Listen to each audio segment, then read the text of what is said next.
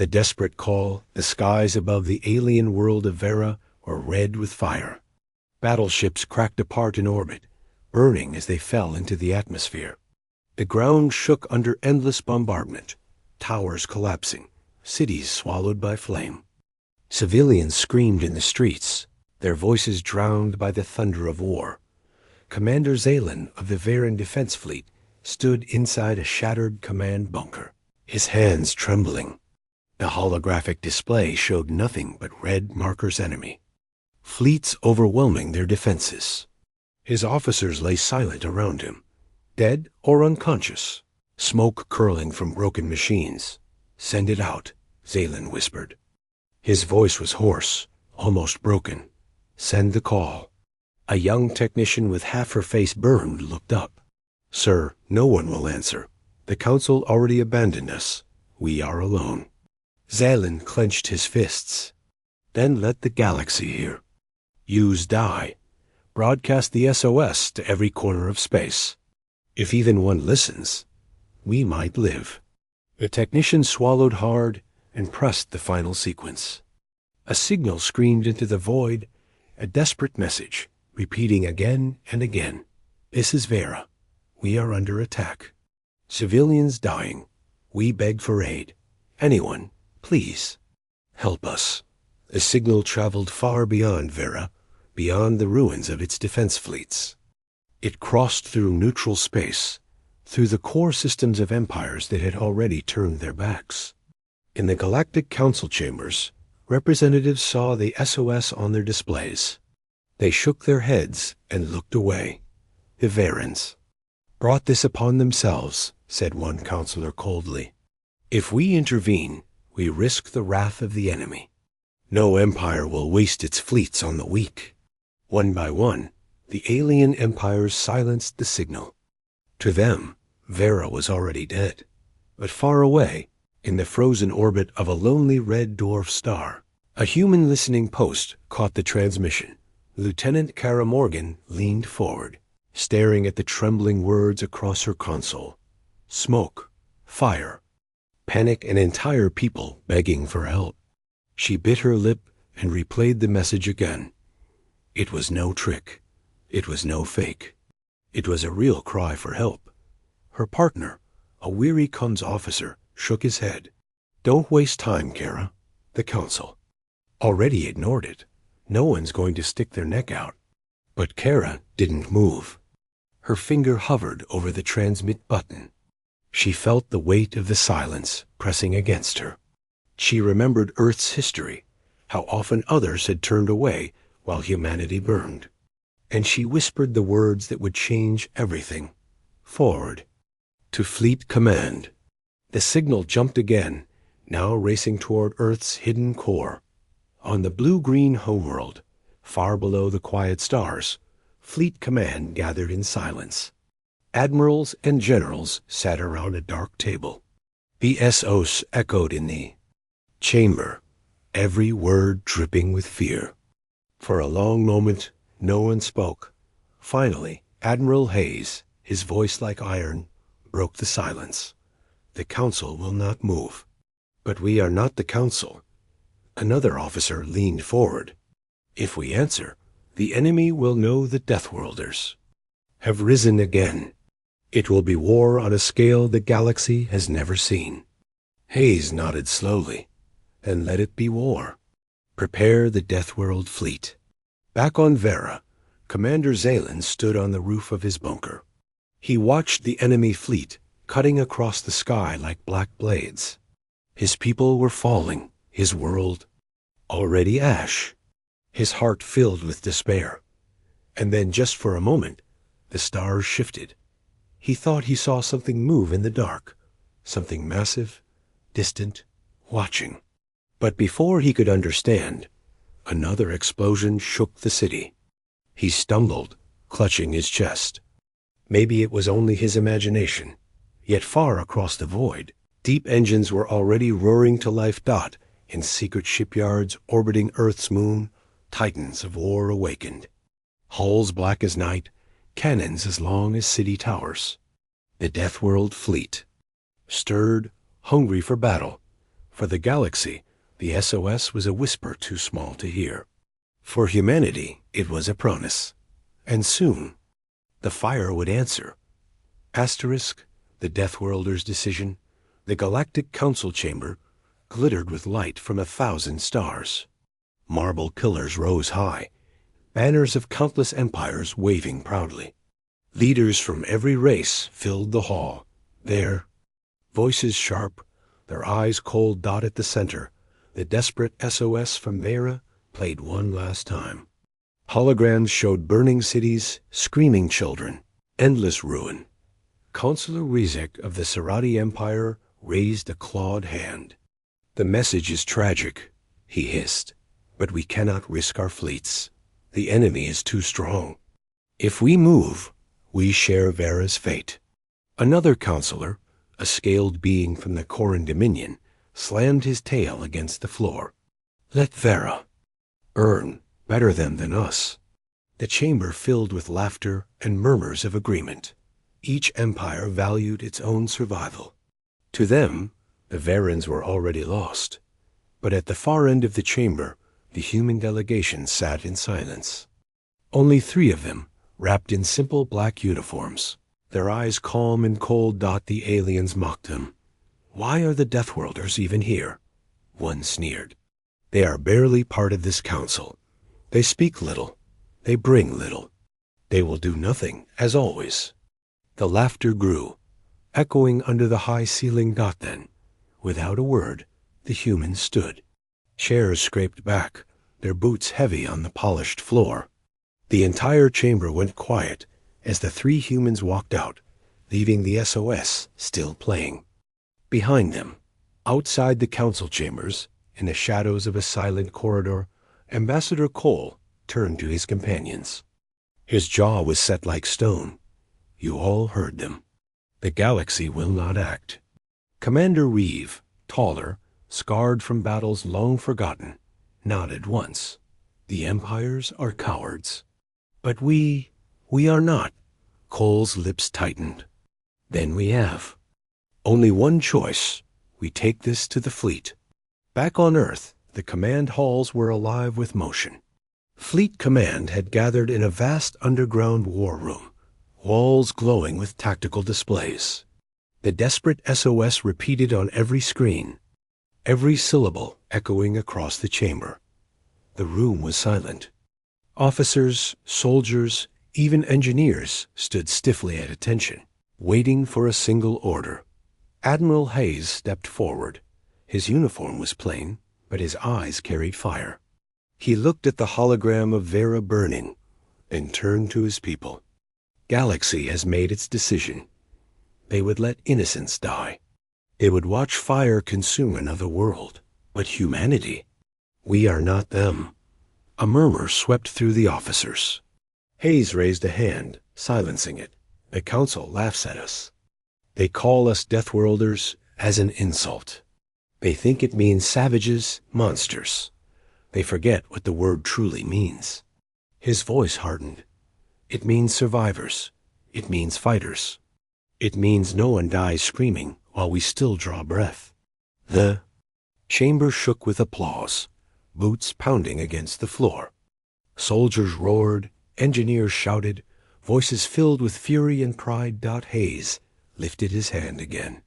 The noise stopped, leaving only silence heavy with purpose. "Activate the Deathworld Fleet. Every ship, every gun, every soldier. We move at dawn." Far from Earth, in secret shipyards orbiting forgotten moons, black holes glistened under starlight. The fleet was vast supercarriers longer than continents, warships bristling with rail cannons, frigates sharp as blades. Engines hummed with restrained power, like beasts waiting to be unleashed. In the barracks, soldiers sharpened their blades, checked their rifles, strapped on armor etched with scars of old wars. Some were young and fresh, others veterans with eyes like stone, but all shared the same fire. Private Elena Torres whispered to the man beside her, "Why do we fight for strangers? They never fought for us." Sergeant Darius, scarred and steady, looked at her with steel in his gaze. Because we know what it's like to be left behind. That's why. She nodded slowly. The fire spread inside her chest. On Vera, Commander. Zaylen sat in the rubble of his command post, staring at the sky. No help had come. The enemy fleet darkened the horizon. He whispered to himself, almost a prayer. Please, someone hear us. In the silence, the ground trembled. Not from bombardment this time, but from something deeper. Something vast above. The shattered clouds, distant stars flickered. Engines were igniting across the void. The Deathworld Fleet was awake. Asterisk. Shadows of fear. The galaxy was never truly silent. Trade ships crossed the stars. Messages pulsed between worlds, and whispers carried faster than light. But now, the whispers had changed in dark taverns of frontier stations. Alien traders leaned, close over their drinks. Their voices dropped to a hush, their eyes darting to every shadow. They say the humans are moving. No, the Deathworlders? Impossible. They haven't fielded a fleet in decades. Then explain what my cousin saw: black holes rising from the Earth's moonyards. Weapons like nothing we've seen. Rumors. Just rumors. But deep down, no one laughed. On the mining colony of Hyron 7, a group of smugglers sat around. A flickering table, gambling over broken cards. One of them, a reptilian with jagged scars, leaned forward and whispered, I passed through the outer belt 2 days ago. Saw them with my own eyes. Human warships. Dozens, no hundreds. Moving. In formation, silent, cold. Like predators hunting. The others froze. For a moment, no one spoke. Then one muttered, almost shaking, Stars help us. If the Deathworlders march, no one is safe. Meanwhile, in the core systems of the enemy empire, the High Command received its own reports. A scout vessel had barely returned from the dark edge of human space. The ship was scarred, half its crew missing, the survivors wide-eyed with terror. The officer in charge stumbled into the war chamber, falling to his knees before the enemy lords. Speak, the overlord demanded, his voice like stone. The scouts. Words came out broken, trembling. We saw them. The humans, not fleet's armies. Ships like black mountains. Weapons that split stars. And their silence? His breath hitched. They don't speak. They don't boast. They only move forward. The overlord snarled. Humans are primitives. Barely a Deathworld species. They cannot face us. But his words carried no weight.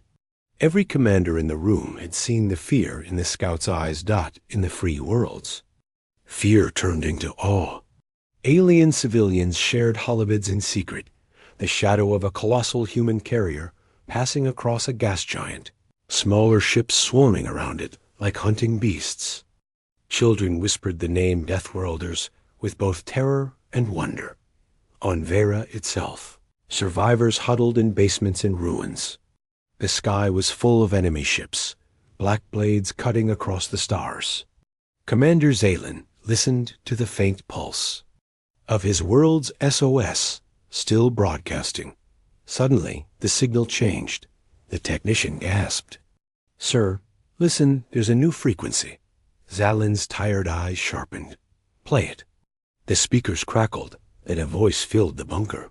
Calm. Cold and human. This is Fleet Command of Earth. Hold fast. Reinforcements inbound. Every alien in the bunker froze. Some cried out in disbelief. Others clutched their heads, whispering that it was a trick. But Zaylen only smiled, bitter and relieved. The Deathworlders heard us. Back across the galaxy, the human fleet advanced in silence. Their ships did not flash their banners. Their comms did not announce their strength. They moved like predators in the dark, each formation sharp, perfect. Terrifying inside one of the carriers, Captain Elias Ward walked the bridge. His crew worked quietly, their eyes hard, their hands steady. On the screen ahead, distant stars. Bent around the fleet's jump engines. "Sir," his officer whispered, "scans confirm enemy pickets ahead." Ward nodded. His voice was low, calm. "Maintain silence. Let them see us. Let them carry the story back." Moments later, enemy scout ships lit up the sensors. They froze, staring at the impossible sight. The Deathworld Fleet stretched across the void like a wall of iron. Panic filled their combs. "Retreat! Retreat!" The human ships never fired. Not yet. They let the enemy scouts run. Ward's lips curved into a thin smile. "Let them spread fear. Fear is the first weapon." By the time the scouts returned to their empire, the galaxy was already trembling. Entire systems whispered the same story. The Deathworlders are coming. Some laughed nervously, calling it lies. Others prayed. But deep down, every empire knew the truth. The humans had answered the SOS, and they were bringing fire. Asterisk, fire across the stars. The silence broke. Above the ruined skies of Vera, space itself seemed to tremble. The enemy fleet circled like vultures, their black ships raining fire down on the planet. Cities burned, rivers boiled. The Vayrans clung to the ashes of their home, waiting for the end. Then the stars changed. A single ripple spread across the void, like a stone dropped. Into water. Another followed. And then light. Not from suns, not from flames, but from the burning mouths of jump drives opening all at once. The Deathworld Fleet arrived. Colossal human carriers tore out of the void, their black hulls blotting out constellations. Frigates spread like knives, destroyers moving into perfect formation. Their arrival was not loud, not chaotic. It was precise, controlled, terrifying. The first enemy captain to see them froze. His crew shouted warnings, but his voice was broken. That is not a fleet. That is a storm. On the bridge of the human flagship Iron Will, Admiral Hayes stood with hands clasped behind his back. Before him, thousands of ships waited for his word. "Status," he asked calmly. "All ships in position, Admiral," replied his officer. "Targets locked across the enemy formation." They have not yet moved. Hayes nodded slowly. Broadcast to the enemy fleet. The comms officer pressed a switch. A single human voice rang across the stars. It was calm, steady, merciless. "This is Earth Fleet Command. Stand down. Or burn." The enemy did not answer. The first shot came from them, a barrage of plasma cannons streaking toward the human line. But it never landed. Railguns flared, intercepting the fire mid-space, ripping it apart. Then humanity answered. The Deathworlders unleashed their wrath. Rail slugs, the size of buildings, cut through battleships like paper. Mass drivers hurled molten spears that split enemy cruisers apart. Missiles, sleek and silent, darted between defenses and tore apart command ships with surgical precision. In minutes, entire enemy squadrons vanished. On the ground, the Vayrans lifted their heads from the rubble. They saw fire raining from the skies, but this fire was different. It was not the fire of destruction. It was the fire of salvation. "They're here," someone screamed. "The Deathworlders are here." Cheers spread through ruins. Children cried in relief. And above, black ships passed in perfect silence, their weapons flashing like lightning. Inside the enemy's high command ship, chaos erupted. "They are tearing through our lines," a commander shouted. "We cannot hold." The overlord's face twisted in rage. "They are primitives, Deathworld animals. Hold the line." But his words were drowned out by screams as another rail slug tore across their shields, snapping the hull apart like glass. The overlord fell to his knees, staring at the sight outside his viewport, human carriers sliding past, cold and merciless. their guns glowing like suns. Back on the Iron Will, Admiral Hayes watched the slaughter unfold with calm precision. Report. Enemy fleet down by 40%, his officer replied. They are breaking formation, attempting retreat. Eyes gave the faintest nod. Pursue, no survivors. The fleet obeyed dock-human destroyers, cut down fleeing ships with long-range cannons.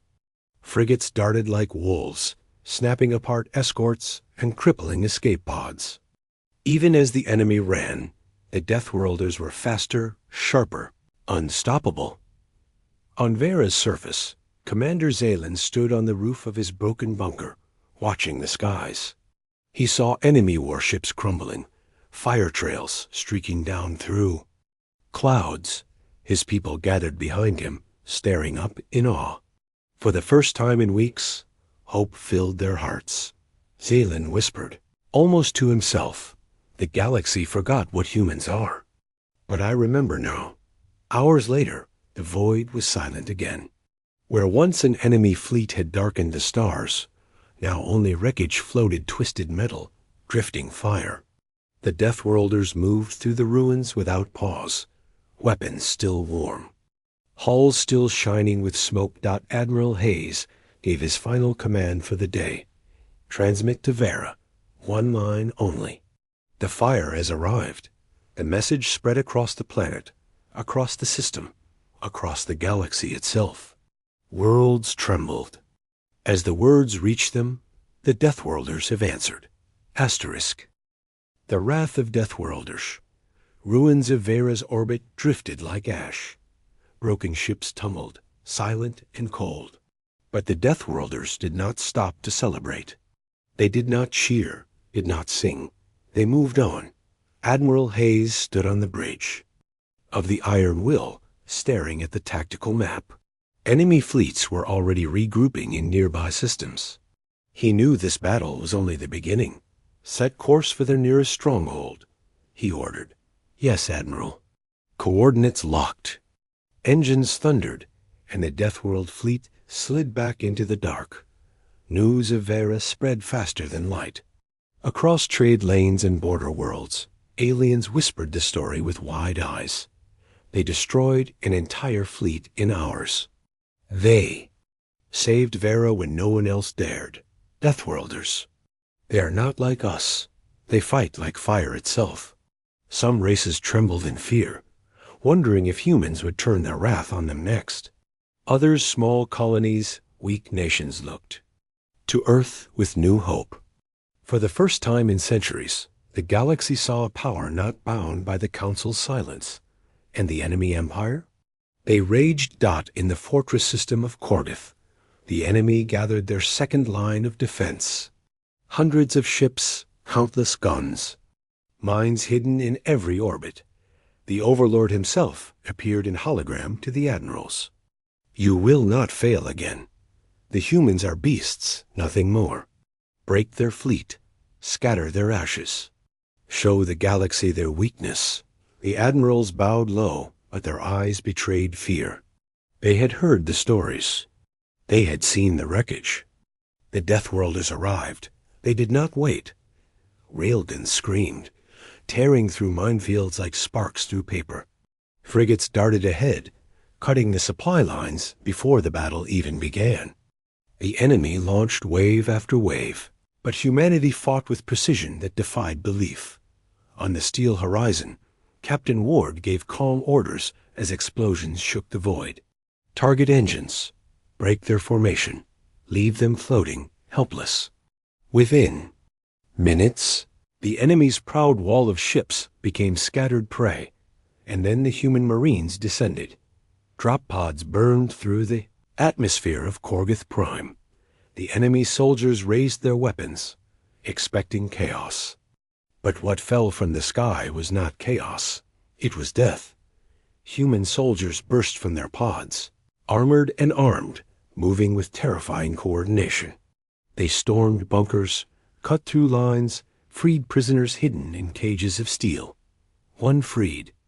Alien, a child with broken chains, stared up at the towering human who carried her out. Why, Why save us? She whispered Dot. The soldier only smiled through his helmet, because no one else would. On Vera, survivors received the transmissions. They saw human Marines tearing down enemy banners, replacing them with nothing. No symbol, no flag, only freedom. For the first time in history, an invading force came not to conquer, but to break chains. The galaxy could not believe it, but not all victories came without cost. Dot, in the black systems beyond Korgoth, a scouting flotilla discovered something terrifying. A station larger than a moon, hidden in shadow, pulsing with energy. The report came in broken static. Not a fortress. It's a weapon, an artificial star destroyer, bigger than anything we've ever seen. Then silence. The fleet lost contact. Admiral Hayes received the message hours later. He stared at the last image captured by the scout, a silhouette so massive it blotted out the stars. His jaw tightened. The enemy has built something monstrous. He muttered. Around him, his officers exchanged nervous glances. Some whispered of retreat, others of caution. But Hayes shook his head. We don't retreat. We don't hide. If they have a superweapon, we break it. Across the galaxy, the whispers changed once more. They freed Korgoth's prisoners. They burned enemy fleets without mercy. But there is something worse coming. Something even humans may not stop. Hope and fear tangled together. Worlds prayed humanity would succeed, even as the enemy prepared their final stand. Asterisk, the last stand, the hidden system was silent, darker than any grave. Stars seemed to bend away from it, as if even light feared what lay inside.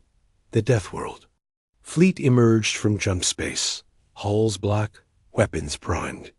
For a long moment, they floated in silence, scanning the void. Then they saw it.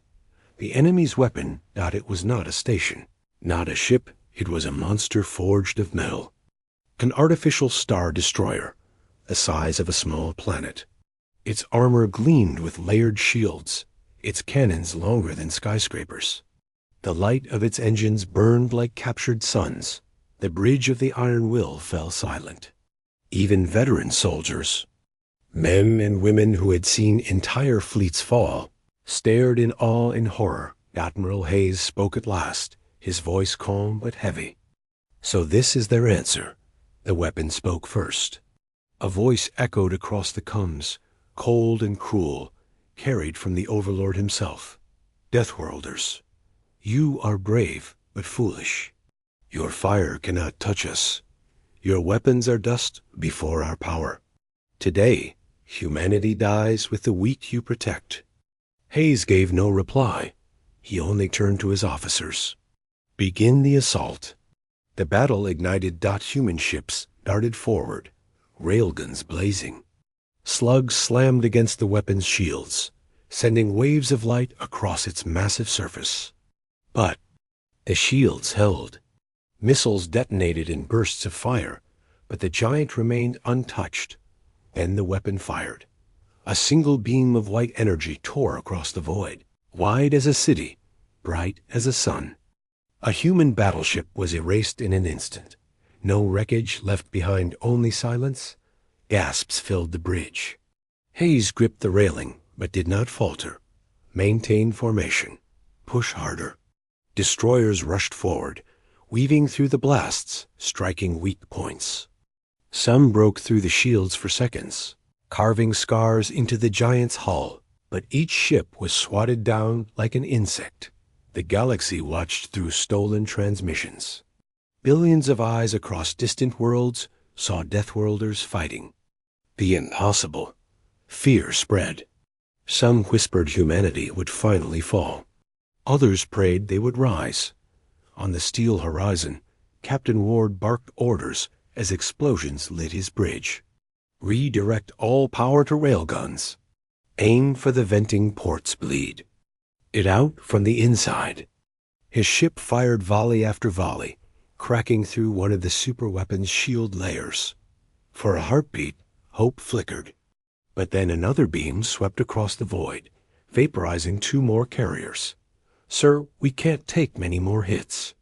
His officer shouted. Ward's jaw tightened. "Then we make them count." In the barracks of the carrier Black Star, Marines prepared drop pods. They knew what awaited them, death on a scale no one could imagine. Yet they strapped on armor, checked weapons, and stood tall.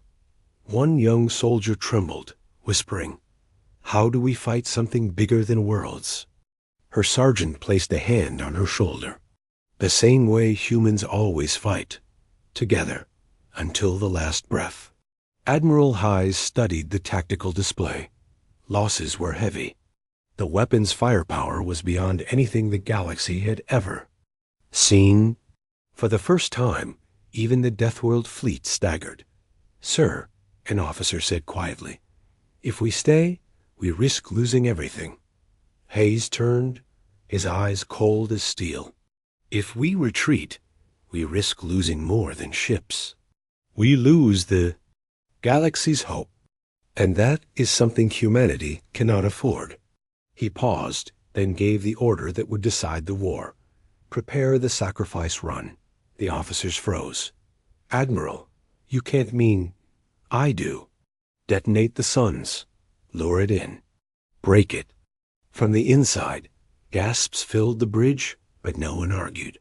They all knew there was no other choice not far away. Hidden charges planted weeks earlier by human scouts armed themselves within a nearby binary star system.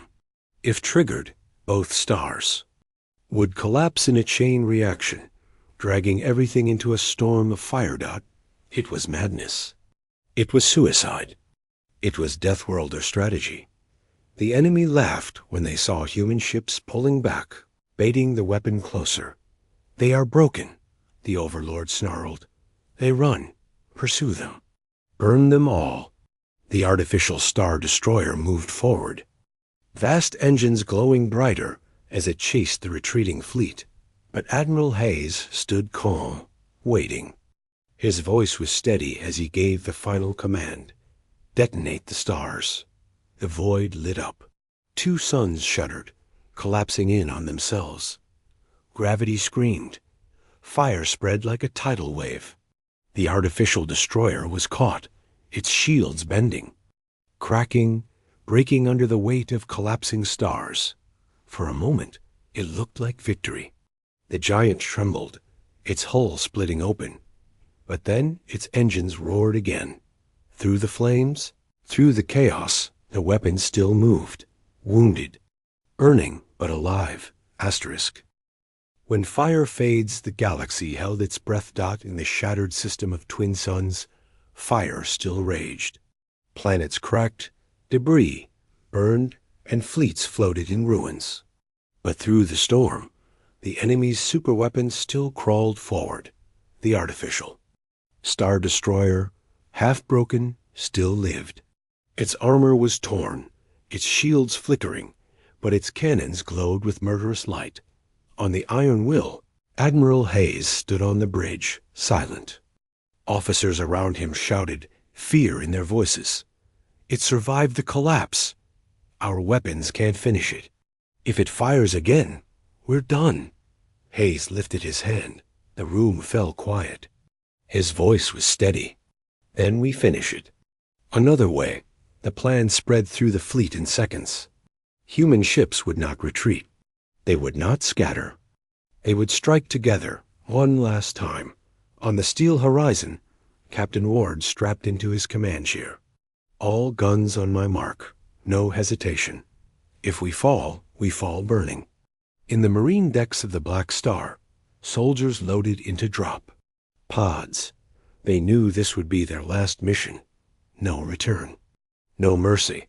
One Marine whispered, "We'll never make it back." Her sergeant growled, "Doesn't matter. What matters is we make it count." The Deathworld Fleet moved. Ships split into wings, circling the giant weapon like wolves. Cannons blazed, rail slugs hammered, missiles streaked. The monster groaned under the assault, shields snapping apart piece by piece. But the weapon fought back. Its main cannon fired again, erasing another battleship in a flash. Entire squadrons vanished in beams of white fire. Still, humanity pressed forward. Then the final gambit began. Drop pods launched, streaking toward the weapon's cracked hull. Thousands of humans slammed into its surface, cutting through armor. With plasma drills, they swarmed like ants on a giant, planting charges, ripping open doors, storming the dark corridors inside. The Overlord himself stood on the command bridge of the destroyer, watching in rage. "Animals, you dare set foot on my creation?" His guards rushed to meet the Marines, but Deathworld soldiers were not ordinary. They fought like demons, their fury unmatched. Hallways filled with fire and blood as humans carved their way deeper. Into the heart of the machine, Admiral Hayes gave the last order from orbit. Protect the Marines at all costs. Buy them time. The fleet obeyed. Ships threw themselves into enemy fire, shielding the drop pods, shielding the charge teams crawling inside the weapon. Every sacrifice lit the void with more fire. Inside, the beast, Sergeant Darius and his squad, reached the core.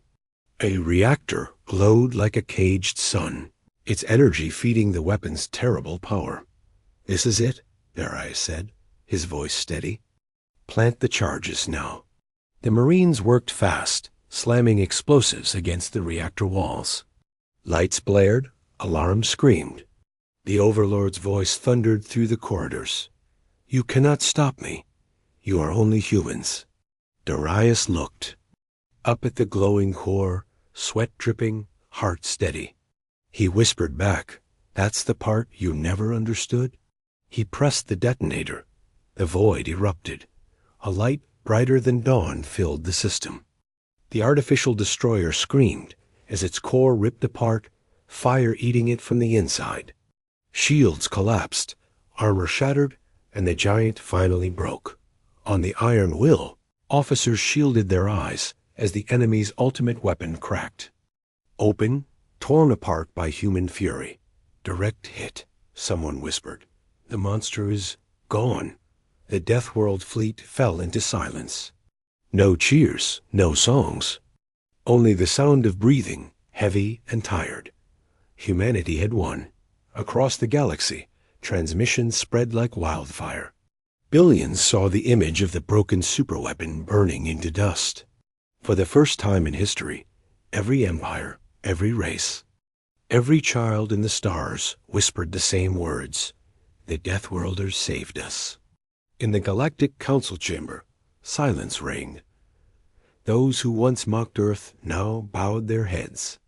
None dared laugh. None dared speak against them. Ambassador Cole walked to the center, his voice calm but sharp. "Remember this day. When others turned away, we did not. When others feared fire, we became fire. Humanity will not forget who watched. And the galaxy will never forget who answered." On Vera, survivors climbed from the rubble. Children pointed to the skies, where human ships still drifted, dark silhouettes against the stars. Commander Zalen, his uniform torn, whispered, "They came. They truly came." And he knew the galaxy would never be the same. Asterisk.